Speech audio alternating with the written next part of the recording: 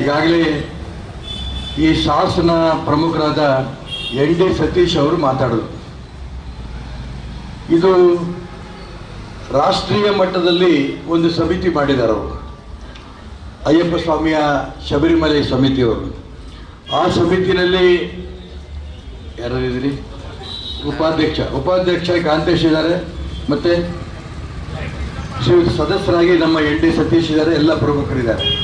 ಅಂದರೆ ಶಿವಮೊಗ್ಗ ನಗರ ಅಯ್ಯಪ್ಪನ ಭಕ್ತರಿಗೆ ನಾವು ಅನ್ನದಾನ ವಿಚಾರದಲ್ಲಿ ಮೊದಲನೇ ಸ್ಥಾನದಲ್ಲಿದ್ದೀವಿ ಅಂತ ಹೆಮ್ಮೆಯಿಂದ ನಾನು ಹೇಳೋದಕ್ಕೆ ಇಷ್ಟಪಡ್ತಾ ಇದ್ದೇನೆ. ಎಲ್ಲ ಭಕ್ತರು ಮನೆಗೆ ಹೋಗಿ ಒಂದು ಮುಷ್ಟಿ ಸಂಗ್ರಹವನ್ನು, ಅಕ್ಕಿ ಸಂಗ್ರಹವನ್ನು ನಾವು ಮಾಡ್ತಾ ಇದ್ದೀವಿ. ಒಂದು ಮುಷ್ಟಿ ಅಂದ ತಕ್ಷಣ ಏನು ಕಷ್ಟ ಆಗಲ್ಲ. ಎಂಥ ಕೂಲಿ ಮಾಡೋಂಥ ಬಡವ ಕೂಡ ಮುಷ್ಟಿ ಅಕ್ಕಿ ಕೊಡ್ತಾನೆ. ಅದು ನೈವೇದ್ಯ ಅನ್ನೋಂಥ ಮಾತನ್ನ ಸತೀಶ್ ಕೇಳಿದ್ರಿ ನೀವು.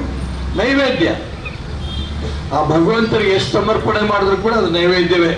ಆ ರೀತಿ ಪ್ರತಿ ಮನೆಯಿಂದಲೂ ಕೂಡ ಒಂದು ಮುಷ್ಟಿ ಅಕ್ಕಿಯನ್ನು ತಗೊಂಡು ಶಬರಿಮಲೆಗೆ, ಆ ಒಂದು ಶಬರಿಮಲೆಗೆ ಹೋಗ್ತಾ ಇರೋಂಥ ಅಯ್ಯಪ್ಪ ಭಕ್ತರಿಗೆ ಕೊಡ್ತಾರೆ ಅಂತಂದ್ರೆ ಇದೊಂದು ವಿಶೇಷ. ತುಂಬ ಇದೊಂದು ಸಂತೋಷ ಅಂತಂದ್ರೆ, ನಮ್ಮ